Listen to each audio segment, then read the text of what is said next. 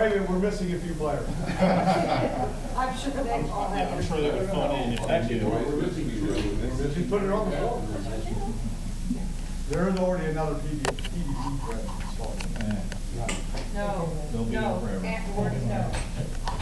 Alright. Do you like the new introduction? I guess so.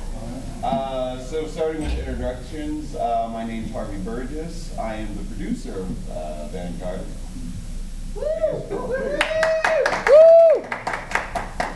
Steve Denuser, Morgard, the new creative director for Vanguard.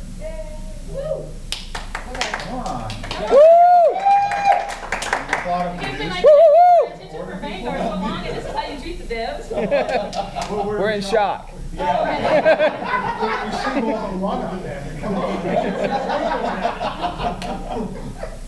My name's Will Bitterman. I'm working on the forums. I'm a designer. There you go, there you go. Corey DeFever, safe host on the forums. It's okay, you can say it. It's okay. Just a guy. Elias, the old creative director and longtime Vanguard developer. I'm just here to provide support.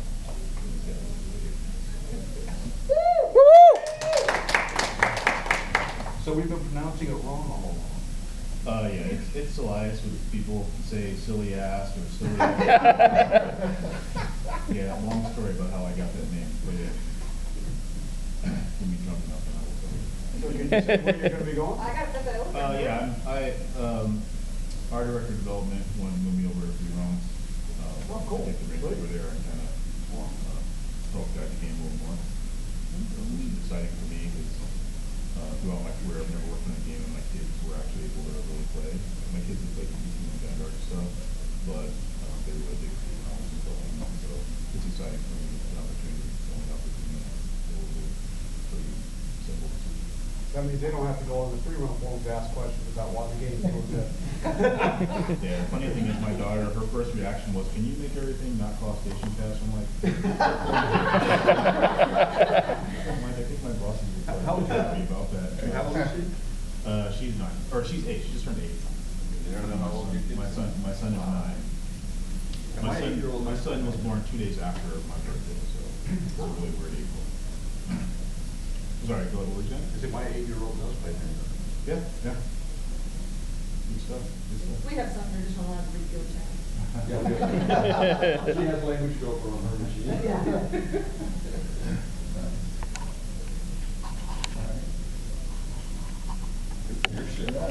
Okay.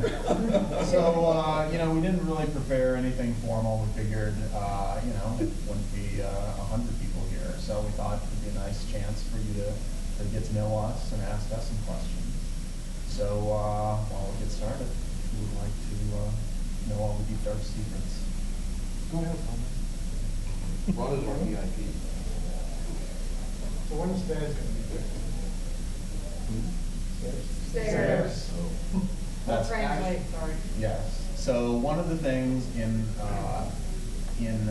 adding putting a real full team behind Vanguard is that we have artists now within our director, and we have people who are actively working on that stuff. So one of the first things they did, because we're in kind of a unique situation with Vanguard, where as you know, it was developed by one team, turned over to another. Went to very minimal support, and now it's getting people again. And so the situation that we run into is there's a lot of lost knowledge. Like a lot of the pipelines that you have in place on a team that's up and running, you know how to get stuff in the game. You know how to get assets turned around. You know how to keep things moving. And we're having to kind of look back and learn a lot of stuff and see where things are broken, see where we can optimize stuff. So our artists are working with our engineers to kind of revitalize some of those pipelines. And in the process of learning that, one of the first things they did was start looking at collision issues, and stairs are a part of that. So one of the other things we have to learn is how to now take the fixes that they did and propagate them through live servers, because we haven't pushed new art assets or fixed art assets or any art assets for a long time. So that's something we're working on, and once we do, we can get that art patch out there, and it's going to start addressing a lot of stairs. That's why we asked you guys, for locations that were particularly problematic and stuff like that. We want to work on, there's some that we have to address on a case-by-case basis, and hopefully by tweaking some other variables and things like that, we might be able to improve things globally, but we have to kind of see, how that works out. But fixing stairs is definitely one of the things. The raid UI button, where you see 7-man, or sometimes you won't be able to, somebody can be alive, but you don't see hit points in the group window. UI is another one of those areas that's not in touch for a really long time, and there's a lot of cleanup that we need to do both on the back end of that to get things like messaging just be correct. And frankly, there's a lot of the way that the UI was built was just coder art. A term for just kind of putting some stuff in there. Just as a side note about the raid UI stuff, so when I talked to Todd about it, his big thing is that he needs people on test server that can form raids and stuff to actually show him.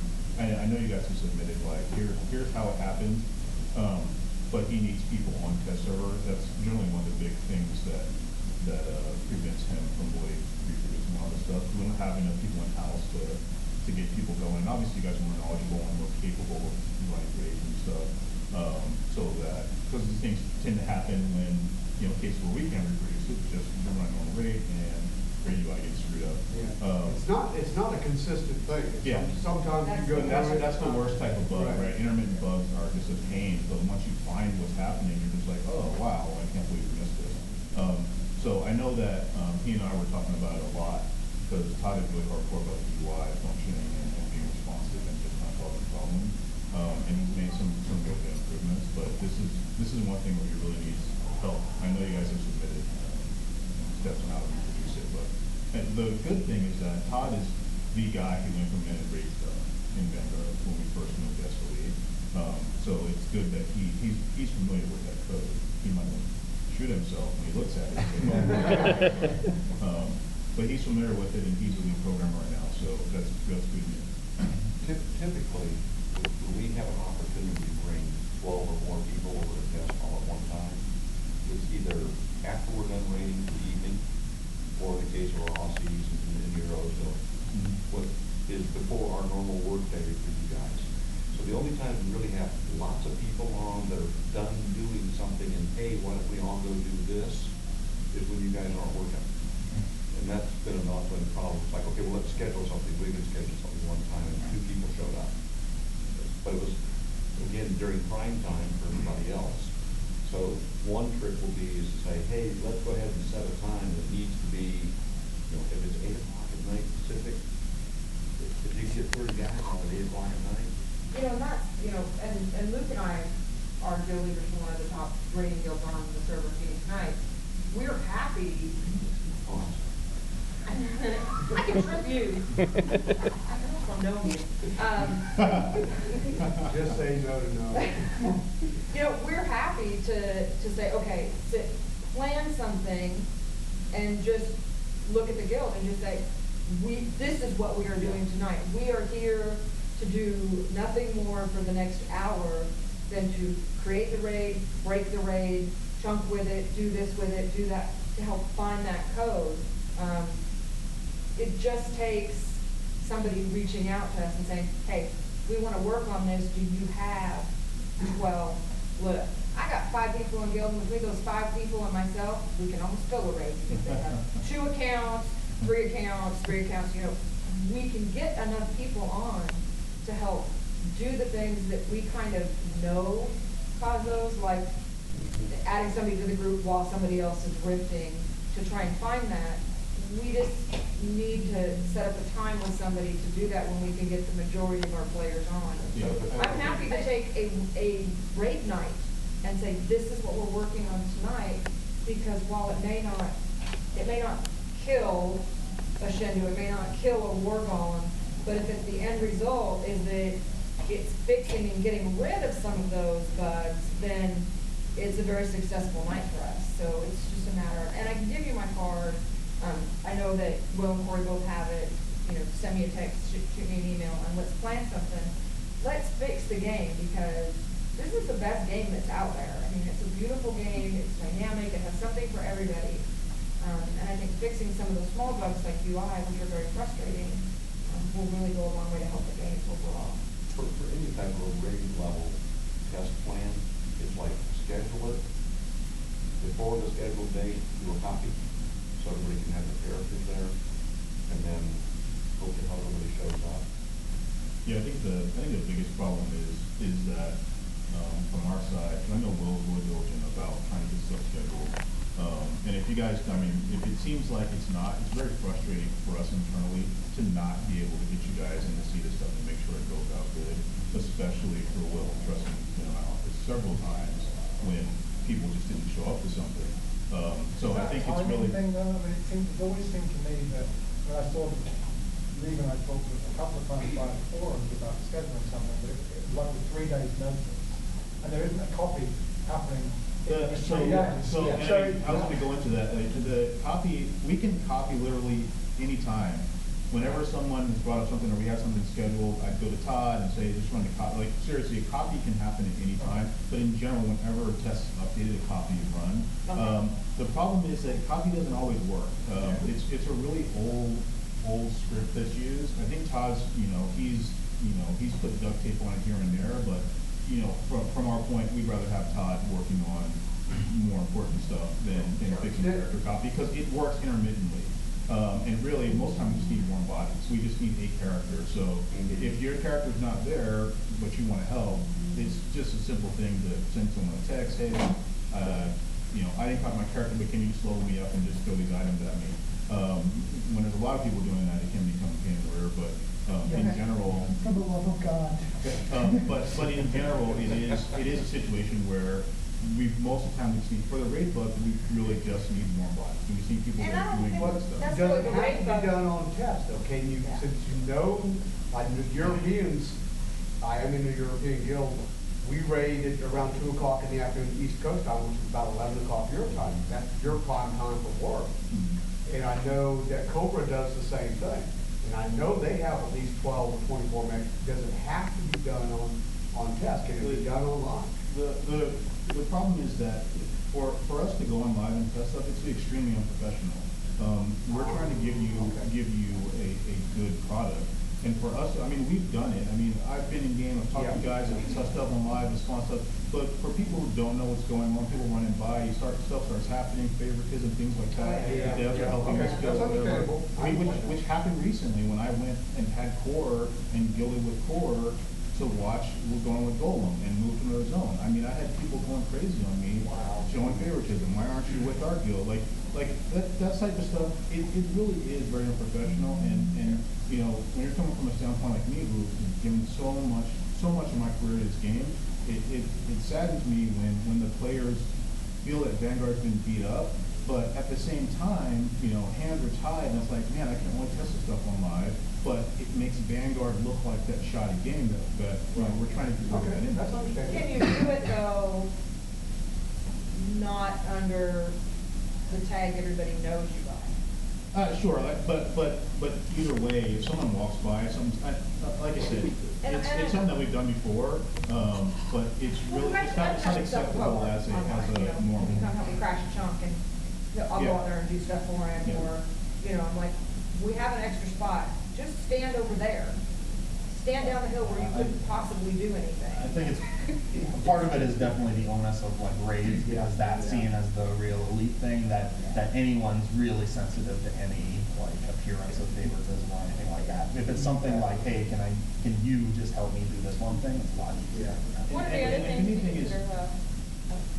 if anything is stuff like this could crash a chunk, that's definitely something we don't like testing on live, because you just wouldn't be We do it every day. Well, I mean, the major chunk crashing we had going on when we went free to play, we had to test that on live because we had no idea what was going on. I mean, Lee helped us figure out for the most part what it was, but we had to do on live because we just, the character that was causing the problem wasn't copyright on test or whatever, or people didn't want to come on the test. They wanted to keep playing, which is a good sign. But yeah, I mean, so sometimes this stuff happens, but we try to be as low impacting as possible. I can sit here and say, as the guild leader, that we will commit resources to help and get things tested on test on a regular basis, as long as we're gonna keep progressing, not, I know this is, digging a hole. We spent a lot of time on test with COB before it got kind of put on the shelf for a while. And, we, not hurt wasn't the right word, but we kind of got kicked in the teeth a little bit, because we actually took several of our raiding nights and said, no, we're not gonna raid. We're gonna go, and we're gonna go to test, and we're gonna test these things because we wanna help get this content out. And then, we did that for 3-4 weeks. Then the phone was silent.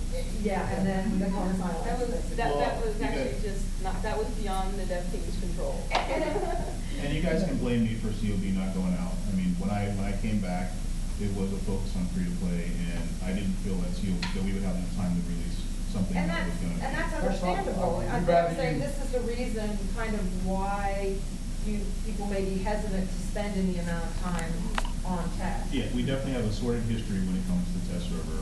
It's not just that. I mean, how many times have we had calls for player input onto a wiki site or whatever? Good luck getting the Vanguard wiki site up when the Zotastic site, we all put a lot of information on and then do a little bit and quit the game and Oh, stand sure, site game. sure. And it's not just that I'm picking on Zoo, but that's happened 3 or 4 or 5 or 6 times. And you even fixed the problem that was his issue, which was the kiting stuff that he still does. Yeah, but I mean, that's all, it's everyone's imperative, right? Yeah. Let me step in and tell you a little bit about the wiki. I don't know how many of you noticed that we just had, well, they just mentioned it last night, that we have a partnership with Kia. And I'm actually trying to reach out to, if anybody knows Bodacious, please have them call, send me a message, because I'm sending a message and trying to get a response. But we're trying to get Bodacious from the Vanguard with Kia site, as well as, I don't know how you pronounce his name, Kari, he has his Telon project. We're trying to get them together to help build the Wikia site, because we can give them a lot of resources, and Kari can still have his credit on that site and get all the information dumped on there. If we can get them talking and together in agreement, we, as a company, can help get better support for overall to make it just like the EQ2 one. So, Mari is more than willing to do whatever needs to be done. yeah, I've been messaging him for the last few weeks, so I couldn't tell him anything about what we were doing, but I kept saying, okay, wait on, and the announcement kept getting pushed back. As long as you didn't use the word soon, he was fine. Yeah, I used the word soon, so I finally told him to make sure he knew everything was going on. So now I just gotta get on the Wikia side to get contact with them, and then we can start the ball moving on our side. And I think this will help, because I think one of the big underlying problems that at least I have seen probably in the last 12 to 16 months is just overall morale of some of the players just literally just go down. And I think that some of the things, that we've been able to talk about kind of before this forum, just with some of the people we've seen around. We just came from the player studio where you're gonna be able to create items. I think that will be of a big help, and just little things getting fixed, stairs, flying across the trunk and falling to your death. I have 5 tunes over 55, and they're all 50 diplos, and I have no character slots left. But still pisses me off when I fall, and fall to death, and I go, oh, with that, get my damn tombstone, get my mount. Well, and one other thing to note is that, and I've said this at every fan for Vanguard. All the help is appreciated, and you guys have definitely helped us squash bugs, because Vanguard launched with a lot of bugs. And while it's not always transparent, Vanguard's bug queue and the amount of bugs that exist in the game, a lot of them have been lanced to death. So I mean, the development team over the years have done a really good job. I'm not trying to take any credit or anything, but in general, Vanguard has definitely gotten good treatment internally.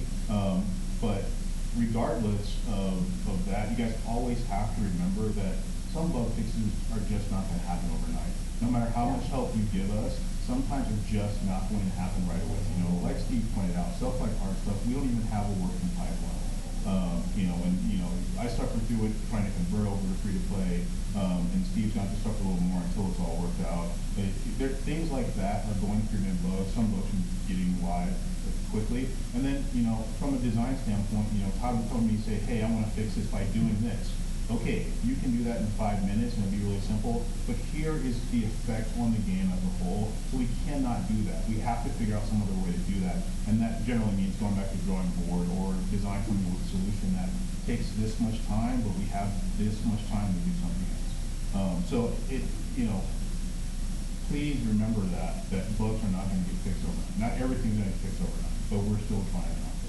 And it requires a patch for anything we do to actually go live. So when we say we fixed it, Yeah. until we update and get a patch, you guys don't see anything. The we fixed it, you know, from the forum's perspective, is a very bumpy road, because, you know, a lot of times you'll say, the fix is in, I've got that fixed, and some of us sort of mentally say, what he really means is it's fixed on the internal servers. Yeah. But then you've got I try and say, another chunk. I try and append it now with, will be in the next patch. Yeah. Yeah. Yeah, and most of the time, I learned that lesson a long time ago. When it comes to posting that stuff, I say, we fix it, it's fixed internally, or I'm looking at this right now, you know, I fix it internally, so people know. 'Cause The more accurate the communication on the forum, the safer it's going to get. Or just saying next patch or whatever. So definitely something we're trying to do is establish some consistency. So Thursdays going forward will be mostly our updates. We might get a hot fix if there's a crash bug or something like that going out on Tuesday, because generally over the weekend we're looking at things and then we're trying to fix them. We don't want to push anything out Monday. That's the first day people are back until we wait until Tuesday. So it's going to be Tuesdays and Thursdays, mainly Thursdays going forward. So every Thursday, like clockwork, you should start seeing updates. And I think those sorts of communications are really good, you know, and letting people know they've been heard. You know, when you have you use the give us your comments on our free-to-play maintenance post, just as an example. You know, a lot of people, myself included, had some very well thought out comments, not anything negative, you know, why are you taking it free-to-play? And there were some of those. But it just kind of died off, and then instead of letting those things die off, come back and say, you know, block the post, put one in there that just says, okay, thank you for your comments. Here's what we asked you for. Here's what we heard you say. Please PM so-and-so if we didn't hear you right. And I think that will go a long way to just making people feel like they've at least been heard. I don't think they should feel just because I think we should have hot pink armor doesn't mean you should put it in. Right. But at least I think we should have hot pink I armor. want the happy number. It's that feeling of validation. It's just the feeling of being heard, and I think that, you know, we all know that the forums are 10% of the passionate players that we have here, 10% of you guys, and, you know, the other are all mostly trolls who either have never played the game or only played the first 6 months. Played it for a week. Yeah. And that's, I mean, what you're saying is true, and that's why like the developer roundtable is something that I was trying to use more, especially on hot button issues, lag, the clickies, stuff like that, you know, Warstone stuff. Like throwing that stuff in there is good because it gets it off of the main forum where it splinters into a bunch of threads and we can't really keep up with everything, and it focuses on one thing that we were saying, please talk about this here, and here are the rules that you designated for this. And you know, and just those 3 threads alone, I got a lot of good feedback, especially stuff like the lag and things like that. But even then, that stuff really goes out of control. When people are really frustrated, lag being probably the best example recently, and you know, I'm trying to get information. You know, when someone says, hey, there's lag on def, and I say, really, do you mean that? And then, you know, I just get destroyed for saying that as the lead designer. That type of stuff's not cool. I mean, sure, people are upset, but I mean, we definitely try to focus that stuff. And developer roundtable, I mean, I can't speak for Steve, but I mean, Steve has a community background, and I assume that will be a good tool for him to use. What about having a more focused closed group of people, maybe going to some of the people who are, the guild leaders in the area, the people who played a long time, that you know are intelligent, they're Well, not, that not could be 12, not issues. 12-year-olds aren't intelligent, but 12-year-olds who've only played the game for a week, but people that have been in the game for a long time. So we actually had that before. Yeah. When I was first time I became the designer, we had that and we had to destroy it. They had Because class leads and the class leads was a system. It's a good idea, but it's kind of a relic from EQ1, and the class lead structure was horrible because you had a person whose interest was only in raids, and then you had a person whose interest is group. So then we had 2 class leads, and those class leads didn't get along. I mean, we can't control people's personalities, right? Yeah. And all we're trying to do is serve the masses, but we're already a small group of people, and then we're relying on another small niche of the player base. So it doesn't always work out. Not saying that it's not a good idea, but we've had community representatives, we've had all that stuff, and every time it's come to a point where we're just like, we're either not getting useful information or people are serving their own interests. And it's just not working well for us because in the end, we have to make the choice, right? Is this good for the game? And most of the stuff that I had to review was like, this is obviously not something we want to do. Like, I already know this. I don't need someone to tell me this because I already know it's not good for the game. I can already make that decision without having to deal with someone being self-serving and stuff like that. So they don't always work out well. I'm not against them in general. I think they work pretty well in EQ1, but I mean nowadays I don't know. That's maybe where just some vetting of the people that are involved in that maybe can help. Well, it comes into play with the new forums coming in. Right now, you know from the forum to a high degree who the person is. You know what guild they belong to, you know how many times they've posted. I mean, how many of you don't know what's going to be posted right now? If I post, you know who I am. You know, if Kari posts, you know who he is. If Fogarty posts, you know who he is. Yeah, we don't listen to him. So you really kind of know who that core group is anyway, and you know whether we're bullshit or whether we've got something But else that's to say. not true, Still because we have a lot of runs into very it. talented people who don't post. Well, that's the thing, we have people that don't post. That's kind of where I was going with this. When we go with the new forum structure, there's, what I've read is that there's not a lot of identity that goes back with it. There's not, a lot of that functionality was built into the Vanguard player site, and when that stopped working, it stopped being able to, you stop being able to post as your persona on the Vanguard forum. So a lot of people have their forum handles, they can't actually change the handle to display the name that they want to post by now, and they have a different character or whatever, they can't change it on the new forums. That's one of the reasons we're switching over to the new forums. Whether that functionality will ever be built into the new forums, I'm not sure right now. So that's kind of where I'm going with this, is as we have people, not just the old guys who've been there a long time, but we get newer people are becoming more involved in the game, people who have come back to the game and are now going, oh man, I'm so glad I came back. And now they want to say things, but on the forums, to them, you know, to you, that's a new person. You know nothing about them. So if there's some way to, I think the word vet was used. But there is, right? I mean, anyone who comes back, I mean, I will recognize most people that come back just because I've done the forum so much when it comes to Vanguard. I know most people when I see their name. But I mean, really, most of the time when someone pops up and the name doesn't seem familiar, we'll just click on it, look at number of posts, and just look at old posts, and oh yeah, I remember that guy. So you know, if I ever see a post from Romans, I'll probably quit. But How's our playing freedom?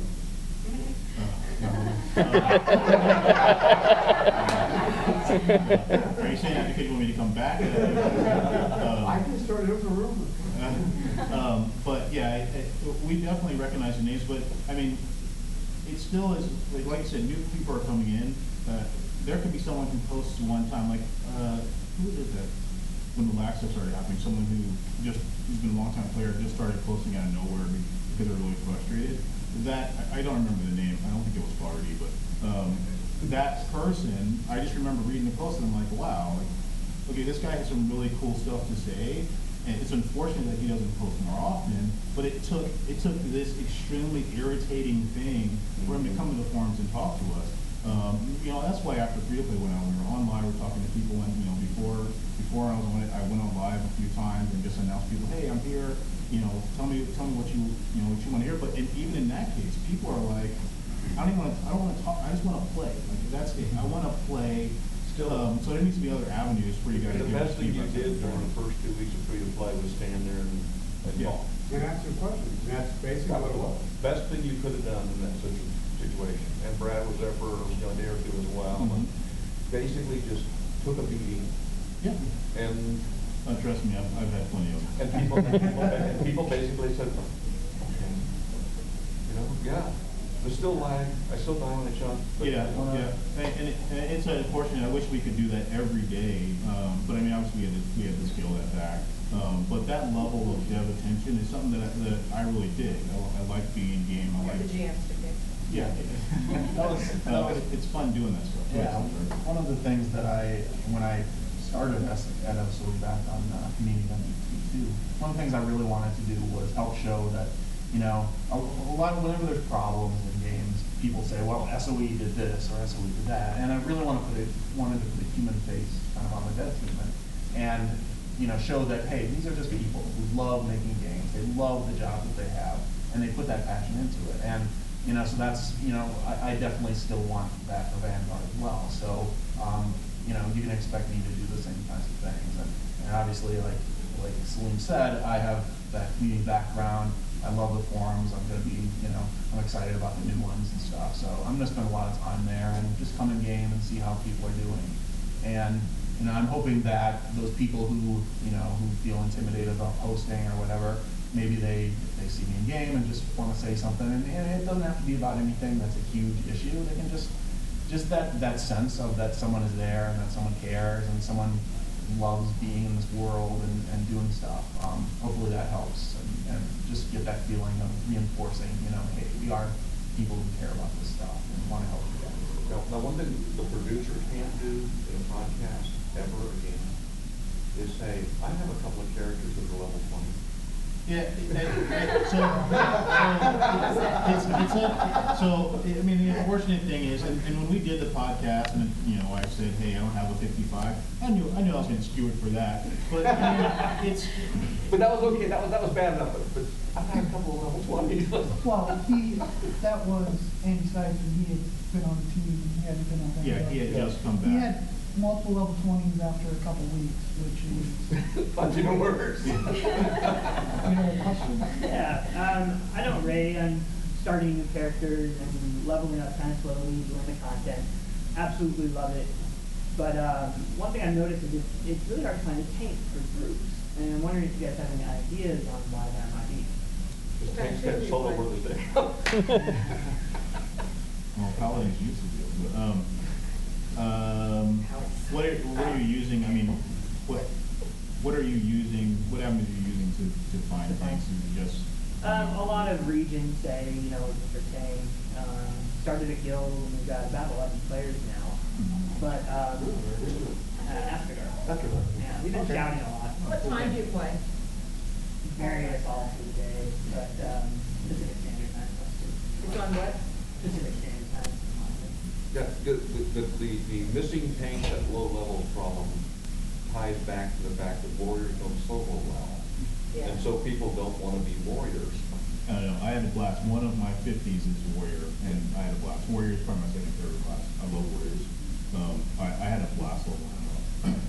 My first character in Yeah, pretty much. Because I know, I mean, Well, me and my wife, so yeah.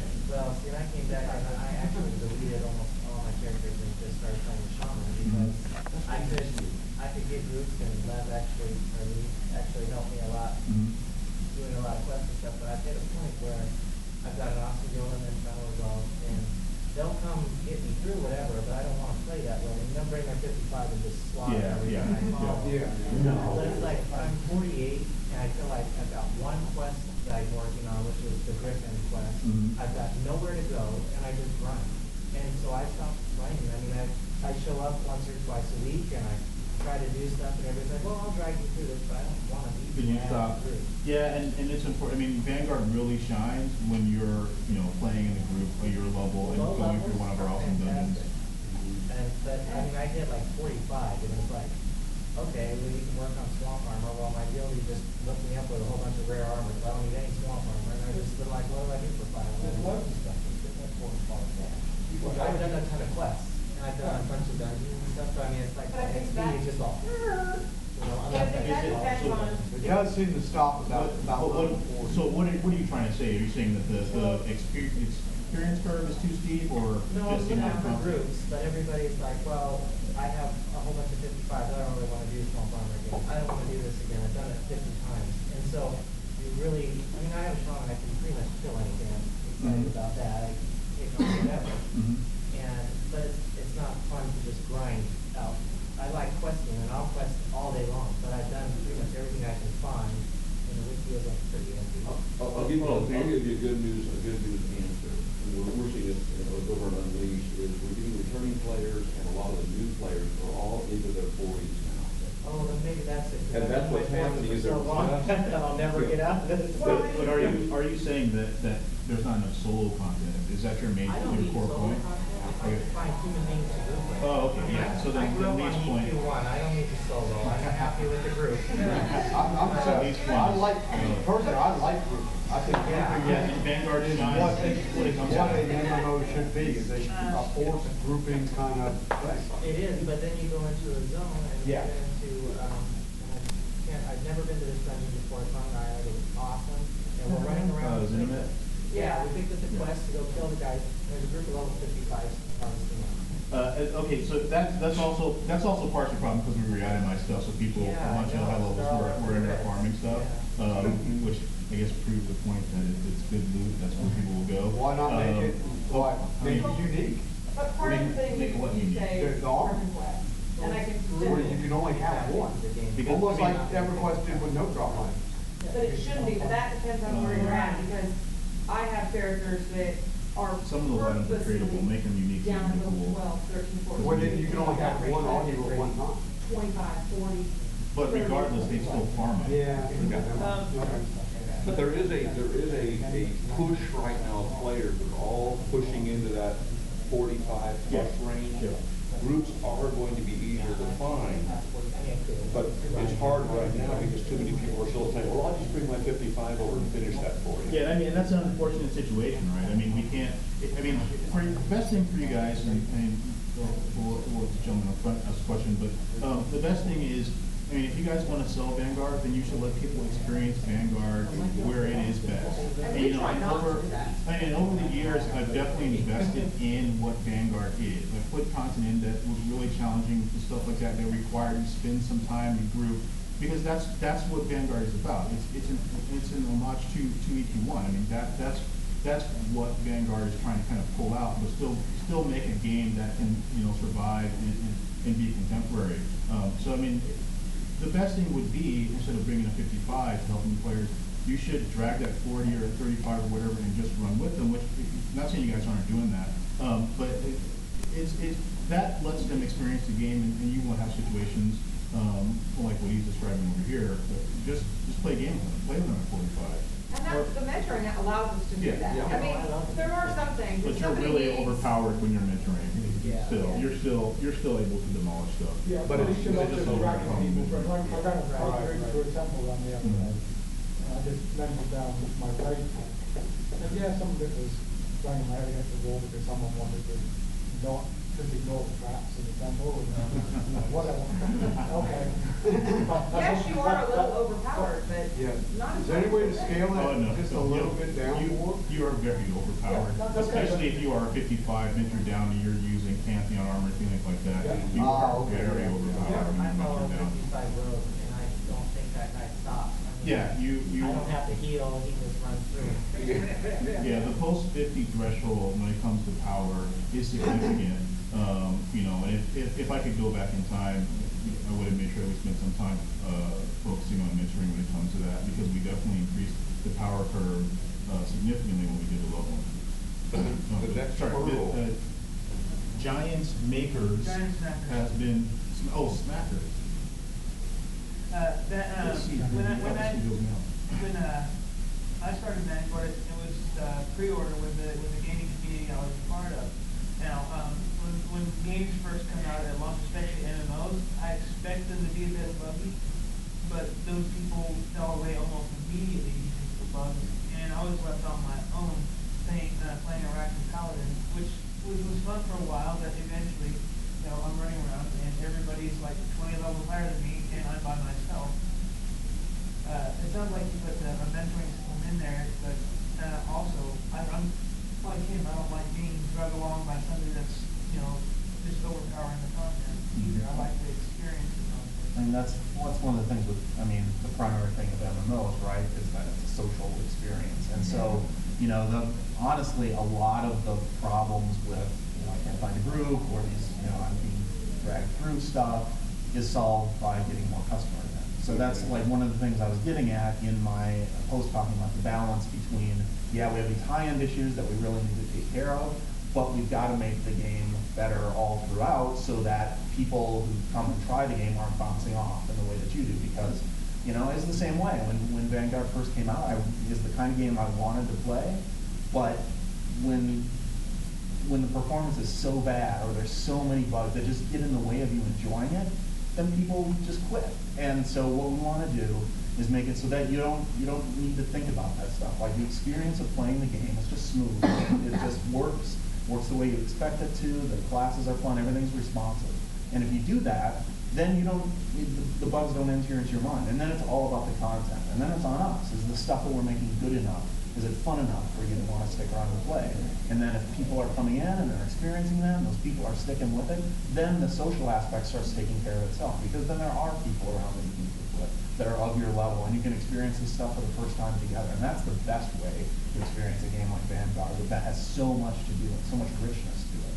Can I bring a comment going back to the 45, 40, 50 area? If you were to simply remove that XP issue that we hit when we hit 51, when the areas like There's an XP issue? Yeah, you don't get XP. It's a thing that I'm being facetious. Yeah, we're getting rid of that in the next update. Because, I mean, you know, the changes actually are talking about the issue of On overpowering. internal dev servers. It's been made on internal dev servers. I'm really glad to hear that, because, you know, I mentored down a bunch of 55, and yeah, I'll be completely overpowered. I've also got a bunch of 51, 52s. But why am I going to go and run TOT or RAS or any of those other areas where I can run it with 48 and it actually still be a reasonable challenge with run made at 51, 52, and I'm not getting the XP for doing it. That's the key, because these guys, people that are coming back to the game, the returnees left when they were 50. Yeah. And they come back at 50, and if they group up with some 48s and they go out and they kill the Magmites in Sands of Sorrow, if they're 50, they're getting XP. If they're 51, they get squat. Level 50 SOE really isn't an option. It's something we talked about a lot, and there were, you know, valid reasons for putting that stuff in. I'm not saying that. And the ideal thing that we'd do, you know, we'd rather give you new content to go through and say, hey, here's a better, you know, 50 to 55 leveling experience, go here. But we understand that, you know, it takes time to build that stuff, and so we can't turn it out fast enough. But so, you know, that was the reason. We just wanted to give you guys some more options, and in the meantime, until we can get that stuff that is higher quality out there, that, you know, we want to incentivize you to go to good new places, not penalize you for, you know, going to old ones. We'll just give you more choices. And retraining some of the current 55. To go back to that point, removing the XP penalty from there is not necessarily going to resolve his issue.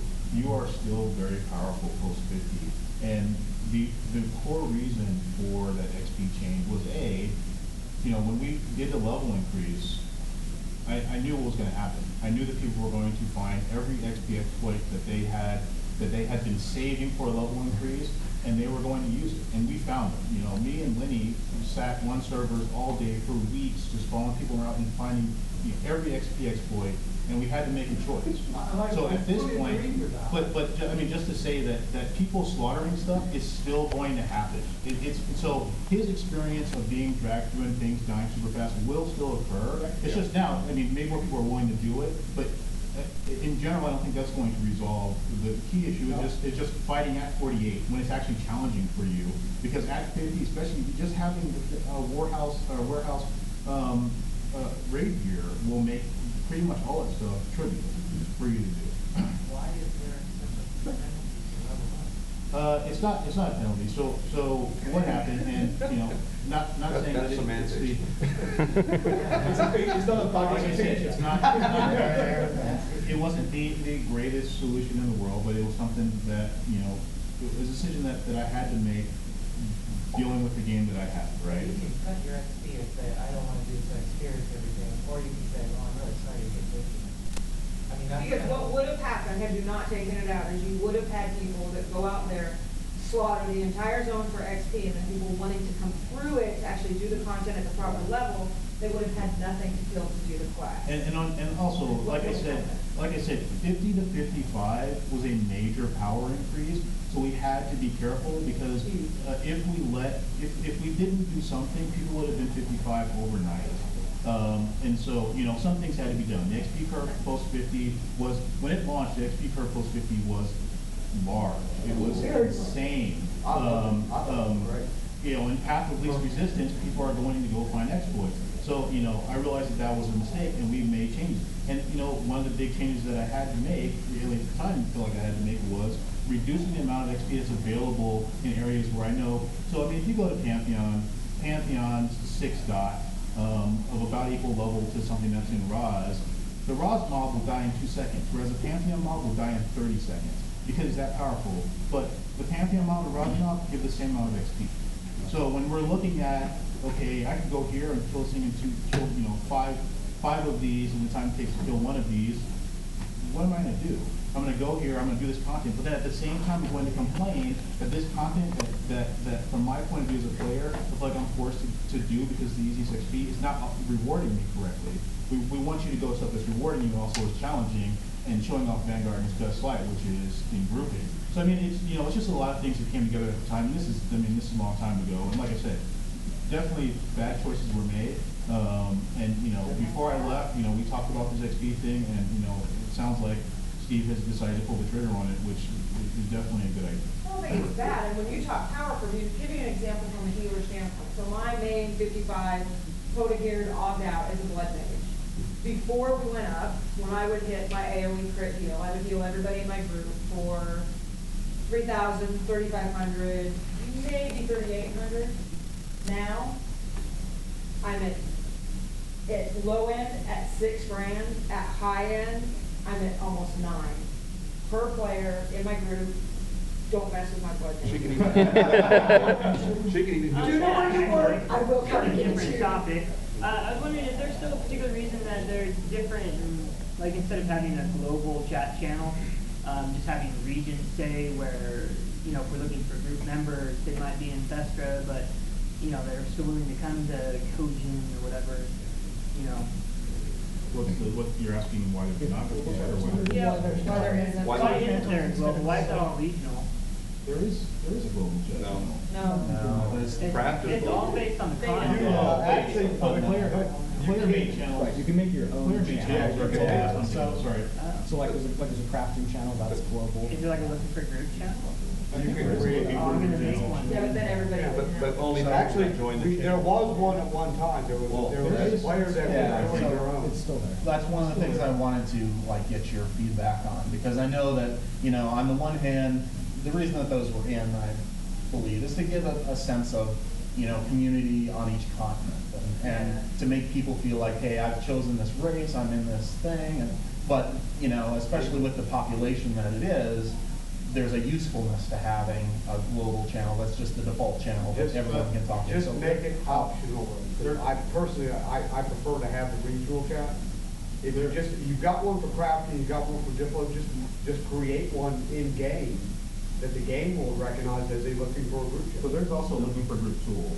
Which nobody uses. And I think part of the reason is that it wasn't completed. The programmer who actually put it in, he put it in of his own accord because he really wanted it. Vanguard didn't, he ended up leaving. And the other thing is that it's kind of hidden.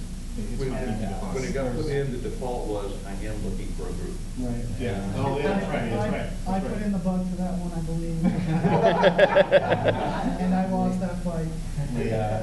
We certainly want to look at, looking for group tool is one of those things that we need to get more robust and fix and just make it work. Again, to make it just one of those seamless things that people can just especially if they are familiar with other games, to come in and just get in there. But, so just getting back to the global channel, like how many of you would prefer to have like that one world channel by default? Available.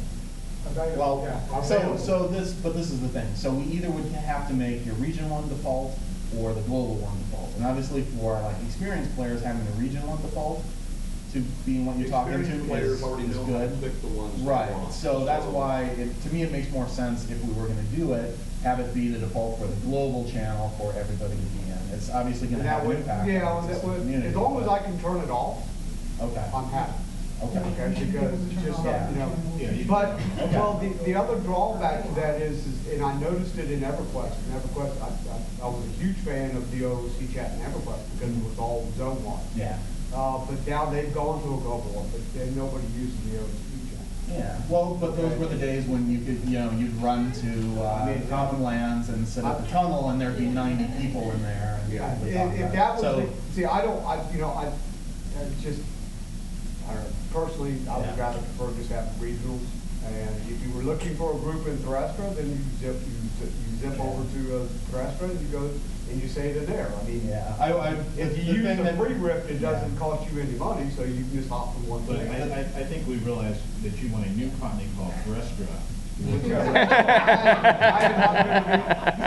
I want the EXP to be like 75% of what it currently is right now. because We'll to me, make that would conduit generate for you more where revenue. the XP is, that ridiculous penalty. We know, you just want everybody to No, know. you can just go there. No, I do not.